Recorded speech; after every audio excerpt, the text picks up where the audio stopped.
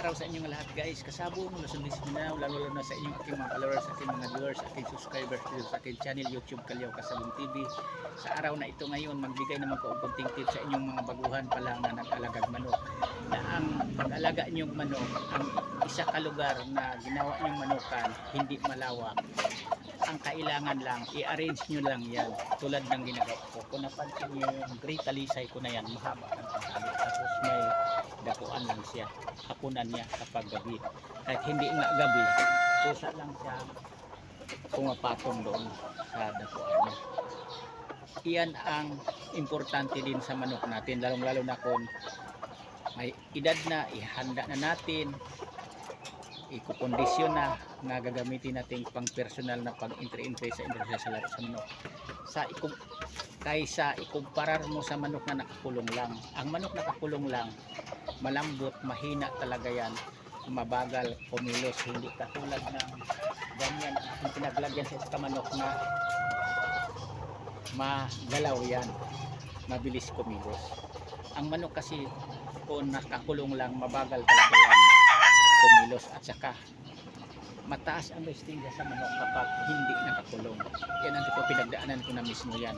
Kaya kayong mga baguhan pa lang, kung hindi malawak ang ginawa inyong manukan, pinaglagyan ng manok na, i-arrange nyo na lang yan, parang sa kilid-kilid, doon nyo itatali ang manok na hinahanda nyo, pinakondisyon nyo, para nga sa araw gabi dyan lang siya makadapo. Hamugan ang manok, mahamugan, dagdag yan sa pangpataas ng resistensya. Kasi ikumpara mo kung nakakulong lang ang manok, mahina ang resistensya sa manok nakakulong. Iyan din ang sikreto sa pagmamanok, parang makamit natin na hindi tayo lagi sa talo. Dapat lamang tayo dapat sa pamanok o sa talo. Natural lang naman yan sa laro sa isa manok. Kahit anong bagay na sinasabing laro, may talo tayo. Pero kung maganda ang ating pinaglagyan sa ating alagang manok, komportable, hindi masikip ang ating pinaglagyan, hindi nakakulong, may pag-asa tayo na manalo din. Yan ang pinaka-importante, na hindi tayo lagi sa talo. Huwag kayong umaasa na ang manok nyo winning line, na ang pinagkukunan nyo ng mga lahi, imported, quality. Kahit ano pa yan ka-quality, kung ang inyong pinaglagyan nasa kulungan lang, tapos nagkakondisyon kayo, pinapakain nga nyo ng kompletong pagkain vitamins, tapos masikip ang inyong pinaglagyan nasa kulungan lang, hindi rin yan talaga magandang kumilos, mabagal pa rin kumilos. Yan totoo, ikumpara sa manok na kaganyan lang yung green na yan, diba? Yung sa akin, kayang ginagawa ko yan dahil napagdaanan ko na ang manok, kinumpara ko na yon. Ang manok na komportabling makagalaw-galaw, makaakyat baba, makakukalaykay sa lupa, mabilis talagang kumilos, magalaw kung tawagin, sa manok na nakakulong lang.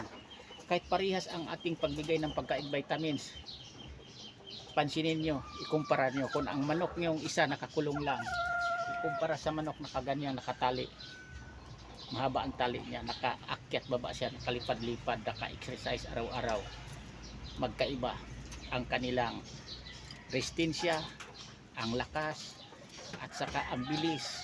Mas advantage, mas mabilis kumilos ang manok kapag ganyan lang ang pinaglagyan natin, nakatali lang, ikumpara sa nakakulong lang. Mas maganda din kung parang naka-minus kayo sa lugar nyo, kung hindi malawak ang pinaglagyan nyo, gamitan nyo ng flying pins. Ang flying pins, kung malapad, nagkadepende yan, kung malapad, divisionan nyo sa gitna, tulad ng ginagawa ko dito din. Mayroon kong ginagawang flying pins, nilagyan ko rin og tungtungan, dapuan, tinaasan ko lang din, naka-exercise lang din, nakaakyat baba lang ating alagang manok, kaya hindi magkasapula. Kung ilagay nyo sa kulungan ang manok mo, kapag hindi mo yan alagaan na ilabas-labas, mabantayan mo, baka mawala yan. Kung wala kang time, kung may trabaho ka, may pasok ka, nasa kulungan lang palagi, magkasapula yan, kakapal ang sapula. Yan totoo, tataba ng husto ang manok mo.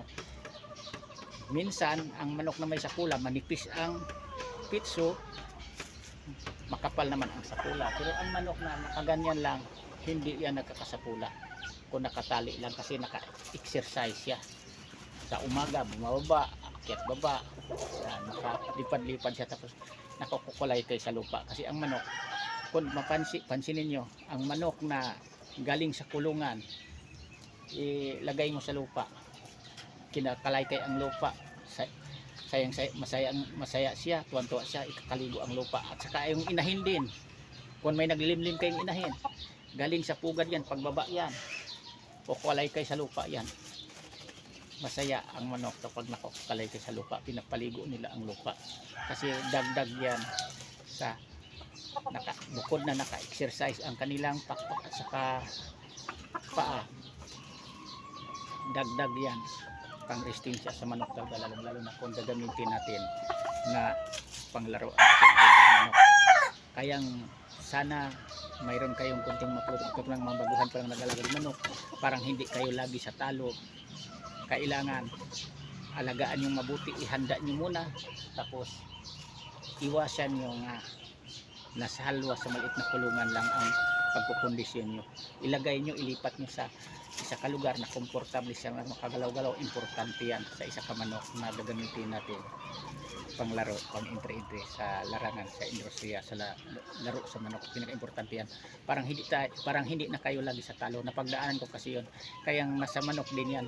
Hindi lang kay umaasa tayo mahusay, magaling maglaro ating manok, quality, lahing imported.